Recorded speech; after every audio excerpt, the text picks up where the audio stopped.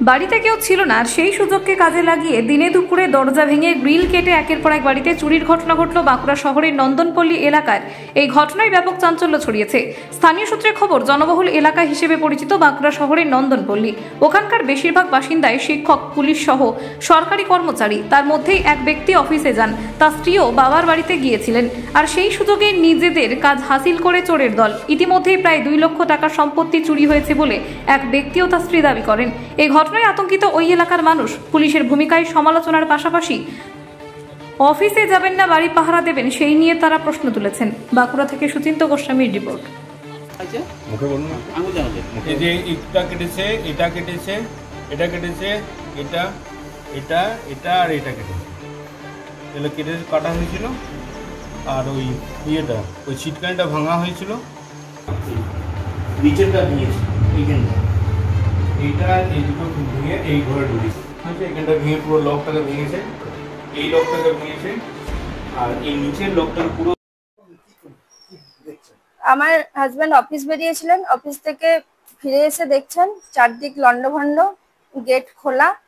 Gate খুলে কেউ ঢুকে আমাদের চারিদিকে সব আলমারি খুলে যেমন সমস্ত যা ভ্যালুয়েবল জিনিস ছিল, অর্নামেন্টস, ক্যাশ যা ছিল, প্রায় 2 লক্ষ টাকার মতো জিনিস টোটাল, মানে মোটামুটি 2 লক্ষ টাকার মতো জিনিস নিয়ে চলে গেছে। আর তালা ভেঙে ভেতর থেকে ছিটকানি লাগিয়ে অন্য গেট দিয়ে বেরিয়ে গেছে। ভীষণই আতঙ্কিত, কারণ দিনের বেলায় যদি এরকম হয় হয়তো মানুষ আতঙ্কে থাকবে। আমার চারিদিকে এতগুলো বাড়ি আছে, তার মধ্যেও যে এত মানুষ কাজ করছে, অনেক বাড়িতে কাজ হচ্ছে, মিস্ত্রি টিস্ত্রিও আছে, তো সেক্ষেত্রে আতঙ্ক তো লাগবেই, স্বাভাবিক। হ্যাঁ, থানায় অভিযোগ জানিয়েছি, ওনারা এসেও ছিলেন। দেখা যাক কিছু হয় যদি, আমরা কেসও ফাইল করে এসেছি।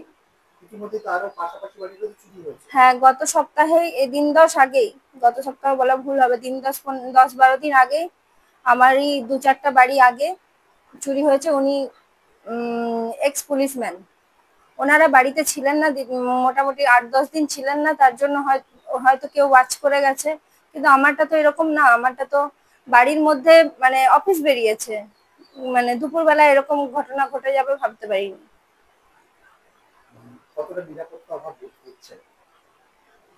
নিরাপত্তাহীনতা তো ভুগছি তো বটেই, কারণ চারিদিকে এত মানুষ থাকা সত্ত্বেও এরকম একটা মানে ভয়ঙ্কর রকম ডাকাতি হয়ে যাবে ভাবনার অতীত।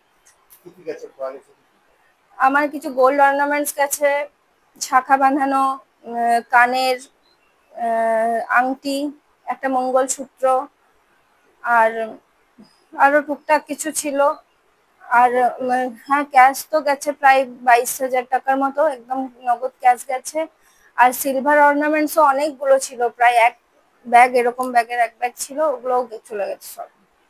মানে প্রায় 2-2.5 লাখ টাকার জিনিস টোটাল বলা যেতে পারে। রিম্পা পাল। জায়গাটার নাম লোকপুর, নন্দনপল্লী। আমরা ভীষণই আতঙ্কিত, কারণ ধরুন এটা রাত্রিবেলার ঘটনা নয়, দিনের বেলাতে চারদিকে বাড়িতে ভর্তি। এই পরিস্থিতি বা এই পরিবেশে যদি দিনের বেলাতে একটু সামান্য সময়ের জন্য তারা বাড়ির বাইরে গেছে এবং সেই সময়ের মধ্যেখানে চুরি, এবং সেটা একটা বাড়িতে নয়, বেশ কয়েকটা বাড়িতে যদি দিনে দুপুরে যদি চুরি হয়ে যায়, এবারে আমরা সবাই কিছু না কিছু কাজ করি, কাজের সঙ্গে জড়িত, সবাই দিনের বেলায় বাড়ির বাইরে যাই কাজ ফাজ করতে। সেই পরিস্থিতিতে এখন এই যদি চুরি ফুরি করে নিয়ে যায়, তাহলে আর কার কি বলার আছে আপনি সেটা বলুন। ভীষণই আতঙ্কিত, কারণ বুঝতে পারছি না এখানে আমাদের কি করা উচিত কি না করা উচিত। কারণ দিনের বেলায় সবাই আমরা কাজ করতে বাইরে যাই, এই পরিস্থিতিতে যদি বাড়িতে এসে চুরি হয়ে যায়, মানুষ সবাই কাজ করে এবং তারা বাড়ি ছেড়ে যায়, এবং বাড়ি ছেড়ে যেতেও ভয় পাচ্ছে কাজে, যে কি করে কি হবে, হয়তো বাড়িতে সে চুরি যদি হয়ে যায় এই পরিস্থিতিতে বা এই সময়ের মধ্যেখানে, তাহলে আর কি আর করা যায়।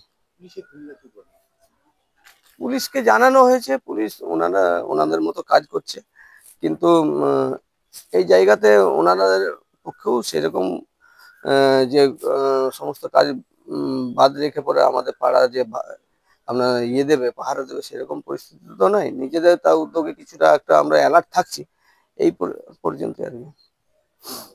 হ্যাঁ, আমার নাম সুব্রত ব্যানার্জি।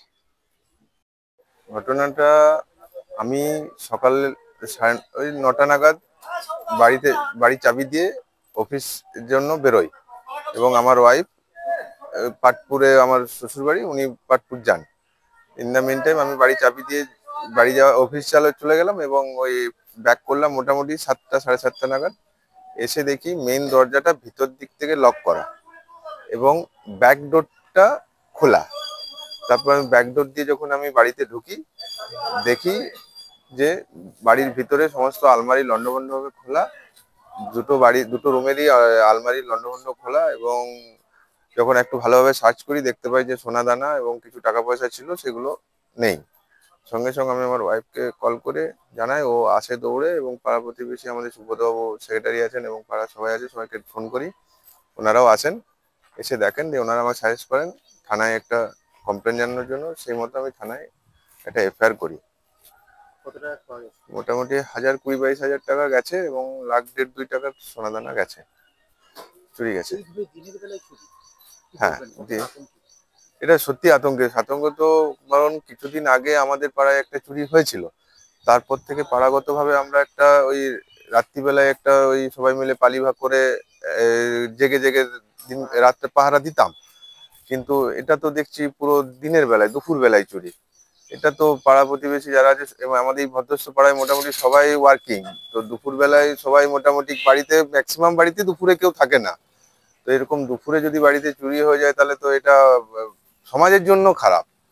মানুষ আতঙ্কিত থাকবে, যাতে এটার একটা সুরাহা হয় এবং চোরকে ধরা হয় এবং তার একটা উপযুক্ত শাস্তি হয়, তার বন্দোবস্ত করছে। এবং যদি কোনোভাবে আমার হারিয়ে যাওয়া জিনিসগুলো ফিরে পেতে পারি, তার জন্য আমি পুলিশ প্রশাসনকে এবং আপনাদেরকেও একটা প্রার্থনা জানাচ্ছি। আমার নাম কৌশিক চৌধুরী, আমি ইলেকট্রিক অফিসে সার্ভিস করি।